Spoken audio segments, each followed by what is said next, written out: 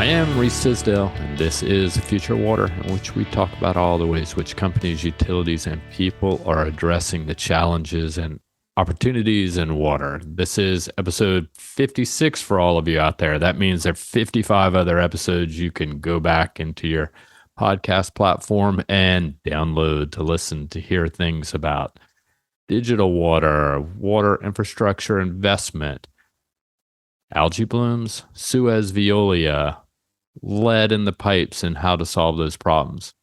All of the above. There's lots of it, lots of Bluefield guests, and lots of, I think, interesting points that many people, including some of my family, find interesting.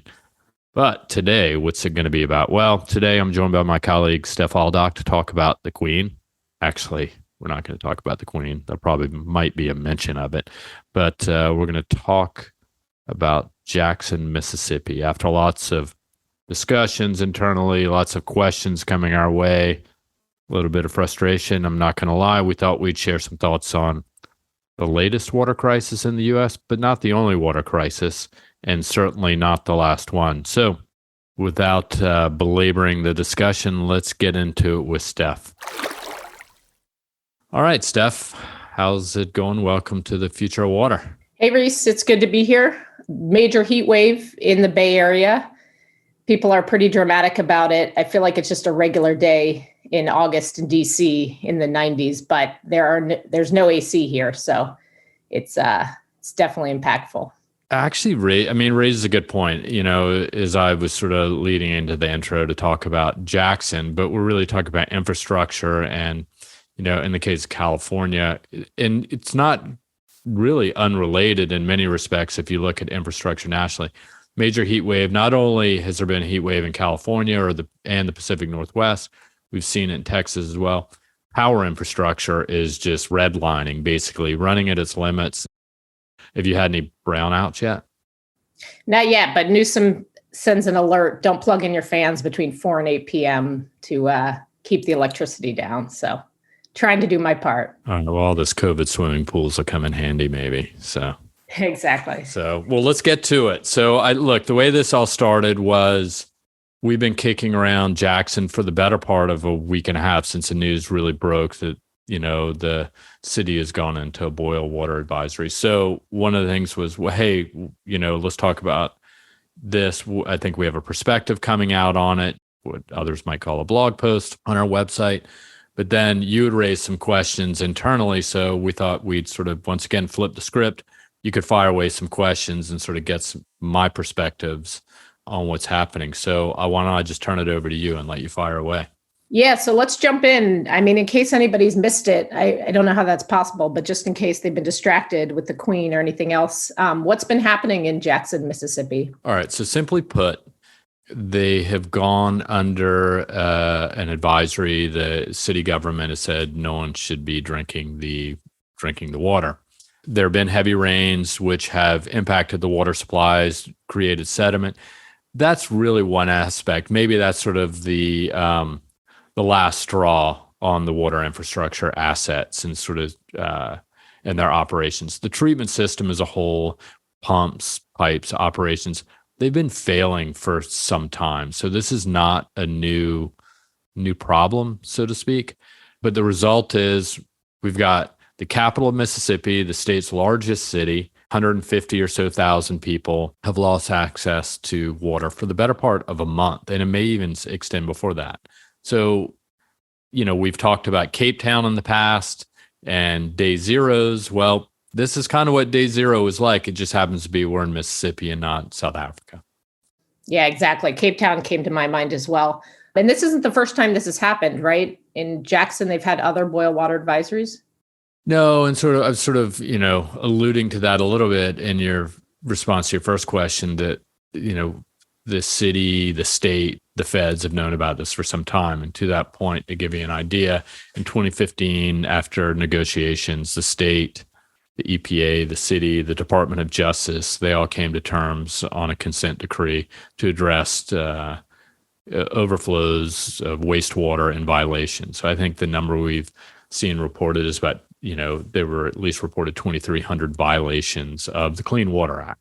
which is really wastewater related. So a different problem because it's wastewater, not drinking water, but nonetheless, a city, a financial and infrastructure asset problem. But then also more recently, in recent years, we've seen winter storms that have impacted the city. So it's the South. They're obviously not accustomed to extreme cold weather events, should I say. So the most recent one of note, even the Texas winter storm, there were water main breaks that were causing problems in the city. And so when that happens, they go into boil water advisories. People have to drink either bottled water, or they have to truck it in. It's an incredibly expensive endeavor for an incredibly poor population. But it's not unique to Mississippi or Jackson, should I say, but has become a poster child. And now here we are. They don't have water once again because now it seems the drinking water system as a whole has completely failed. Yeah, so that touches on my next question. I mean, do you think this is specific to Mississippi? Do you think we've been talking a long time about failure of infrastructure across the board, not enough investment in water infrastructure? Is Mississippi unique, or what do you think there? All right. So we've sort of debated on how to address this. I mean, so just to put things in context, right? We're just look at the national level, right? We've seen problems in other cities. My take is that this is really the tip of the iceberg, right? And I mean, in a way, not to be hyperbolic, but I mean, is it similar to climate change, right? It's like we're sort of watching these happen a little bit. It's like death by 1,000 cuts. So I'll give you some facts on sort of where the state of the U.S. water market is, generally speaking. So the big number that gets kicked around, we've used it, but the EPA has reported that the U.S. experiences about 270,000 water main breaks a year. So pretty significant, right? So 270,000, they're not cheap to repair. When they do happen, it can range anywhere from $5,000 to $50,000, maybe more, to repair these things. So you get all these water main breaks, but out of sight, out of mind, people forget that there's 4 million miles of water and wastewater pipes underground. So it's an incredible feat that it extends that much, but they're all getting old, right? And we are seeing pipes one was repaired. There's a water main break in Boston Common, right in the middle of the city, just a month or two ago. It was a 100-year-old pipe. It was repaired, I think, in the 70s, maybe 1972, 75, if I recall. So even still, it's been 50 years since it was repaired. So infrastructure, whether it be Boston or whether it be in Jackson or whether it be in California, it's getting old. Some more nitty-gritty details is that, sure, our bottom-up analysis, we've gone through thousands of systems and looked at non-revenue water. That includes billing, but also leakage.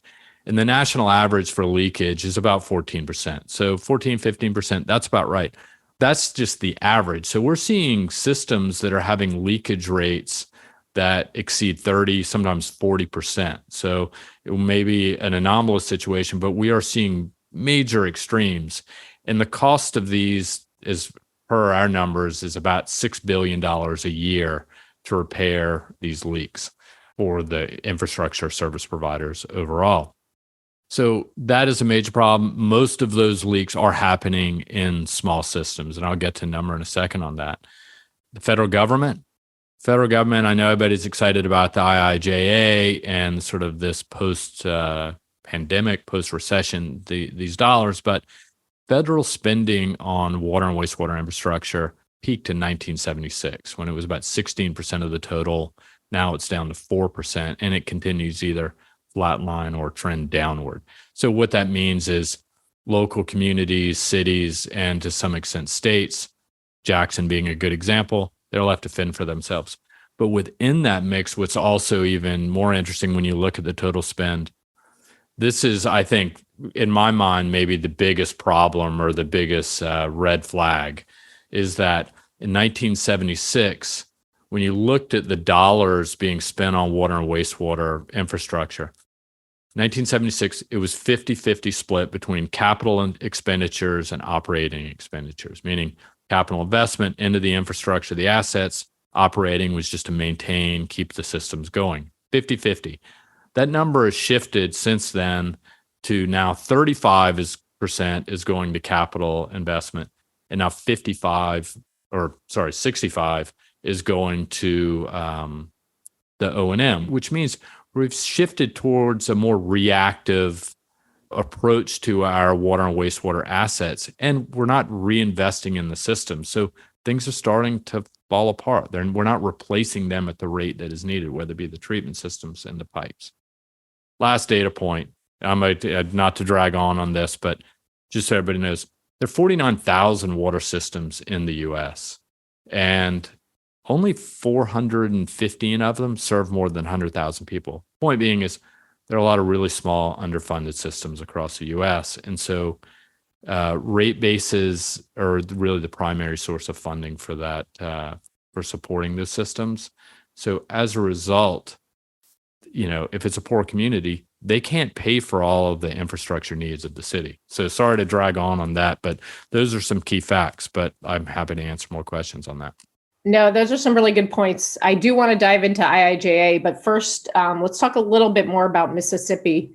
So was it a drinking water issue? Is it a failure of the wastewater treatment plan? Is it, not as simple as we can just go invest in the pipes? Do you think it, again, sort of Mississippi water infrastructure across the board, or is there any specific pain point there that you see? Well, I mean, this is a drinking water problem that they have now, but when you take into account water and wastewater needs, then you have to pay for both. So a city can't just say, I'm just going to, invest in water or drinking water infrastructure. I'll deal with wastewater later. As we started, they're already under a consent decree for wastewater treatment system problems, right? And sewer overflows. So it's really, and when we've done our forecasts looking not only at Mississippi, but also the rest of the U.S., and most of the funding being allocated does go towards wastewater, actually. So the national average is about 57% goes towards wastewater capital expenditures, whereas the remainder goes towards drinking water. That's shifting a little bit because of some federal funding changes that have happened because of recent policies.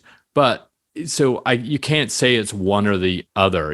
Most systems, they do operate, many of them is a better way to put it, do run, water and wastewater. And, you can't just say, oh, water's, you can't survive without water. That's all we should focus on. Because really one of the greatest human health achievements in the world is really centralized wastewater treatment. I mean, it saved millions, if not billions of lives over the past 150 years. So, it's kind of both, to say that it's one or the other it's more complicated than that. Yeah, I think some people don't realize that, both need to be considered, both the drinking water and the wastewater side.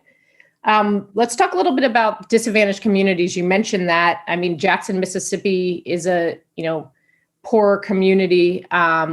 We all know Flint, Michigan had some water quality issues a while back. I believe Newark had some lead issues as well.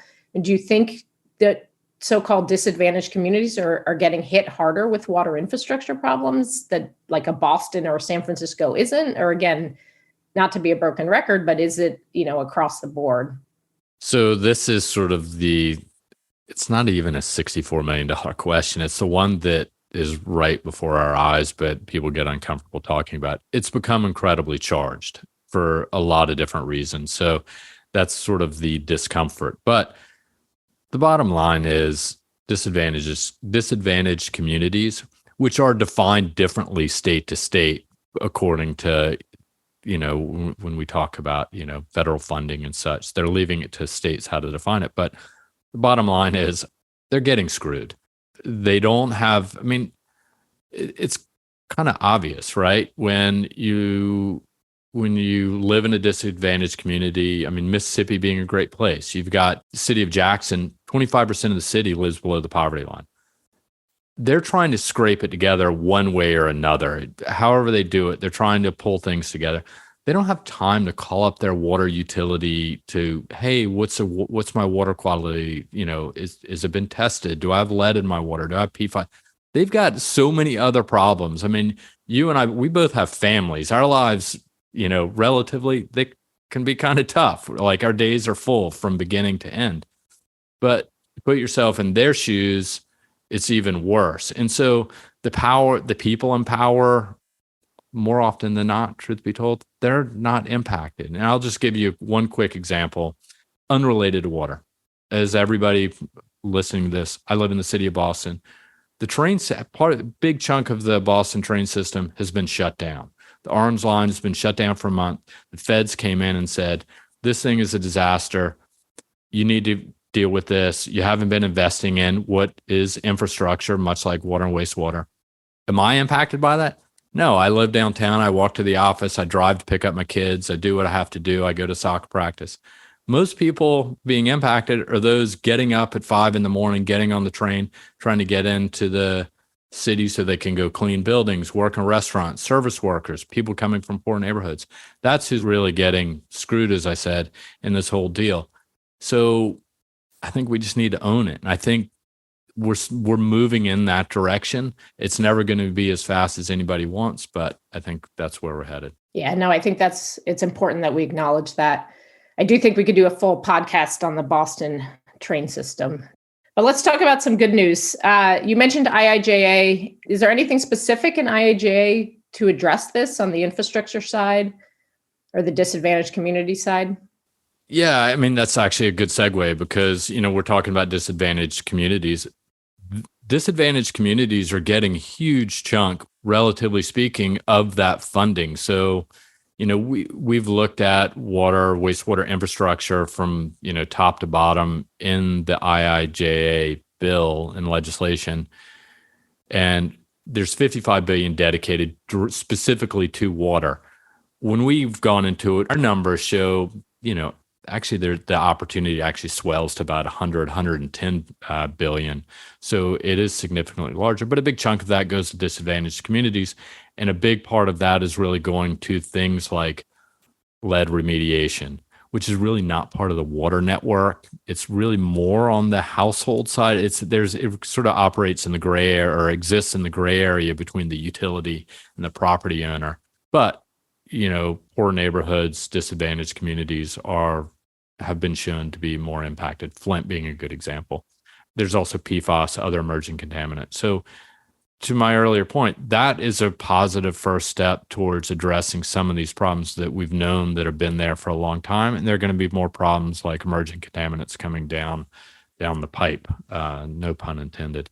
So I think that's really positive. I think what I would hope is that this is the first step of many, that we can't just address our water, wastewater infrastructure post-crisis, whether it be using the ARRA funding after the Great Recession to now we're dealing with IIJA because of the pandemic and whatever other drivers there are.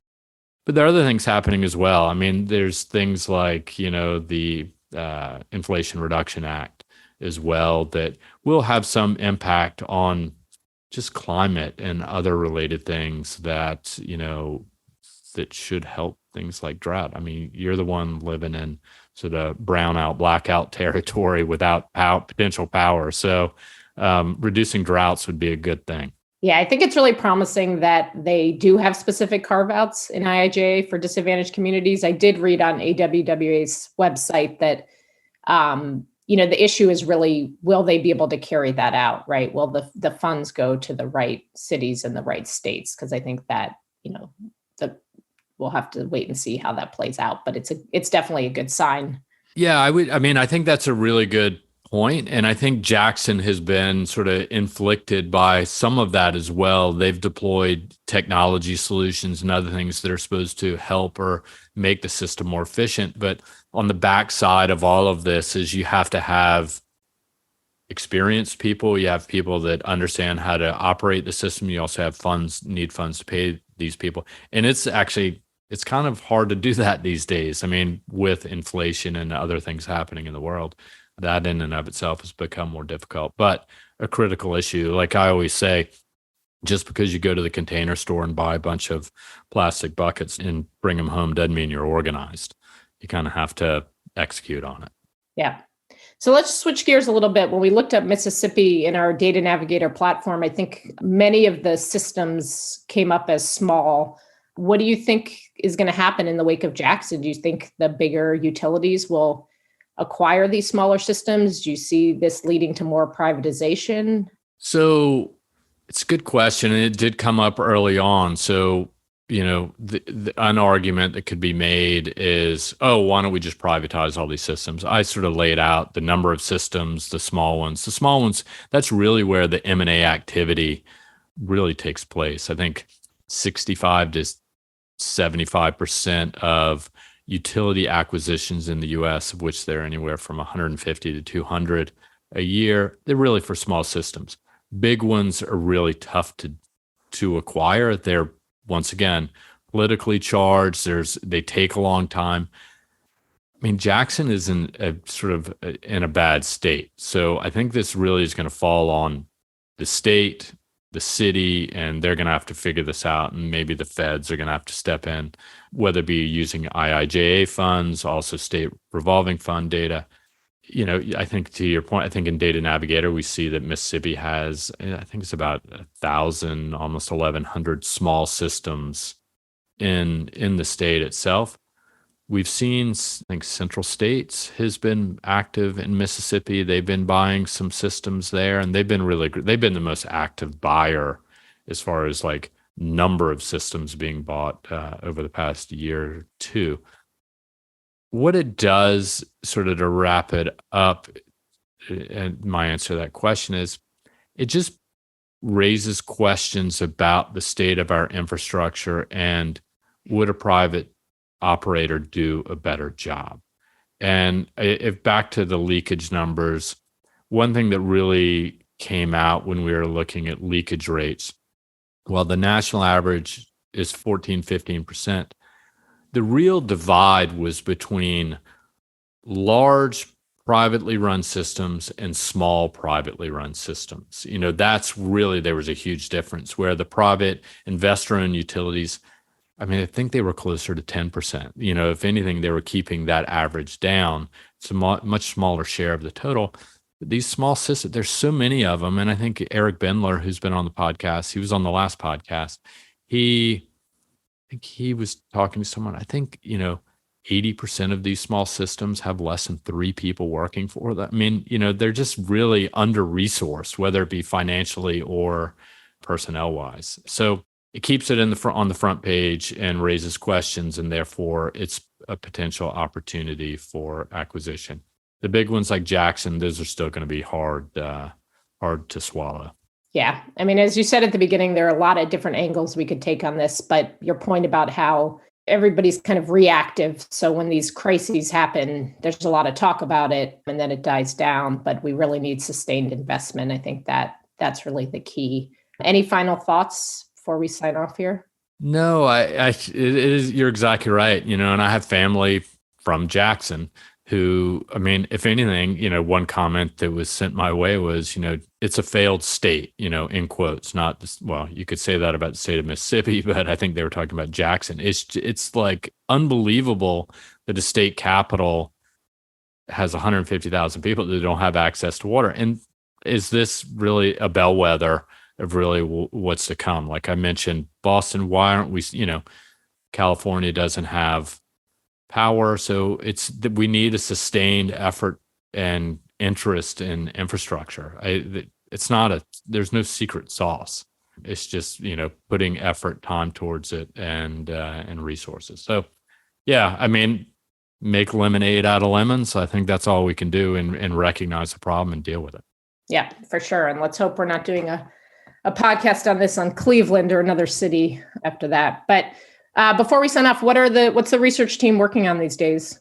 So as you well know, I think we've got capital improvement plan data. We're cleaning, scrubbing that. So we've been looking at hundreds and hundreds of capital improvement plans, which including Jackson's on the list. So we've already done it. That'll be interesting. See what happens. We got something coming out on data centers that I know our EPC report, digital and their digital strategies is coming out in the next week or so. I know that's in final stages. A couple of interesting research notes, one on biogas in the U.S. actually related to Inflation Reduction Act, and will that drive biogas capture at wastewater treatment facilities?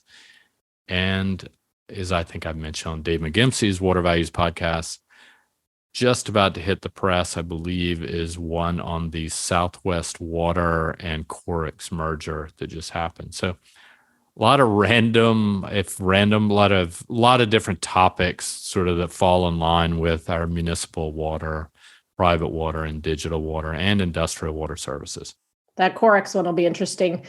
We also have a client webcast coming up Wednesday, September 21st on workforce issues. So the shifting workforce in water. So that'll be interesting as well.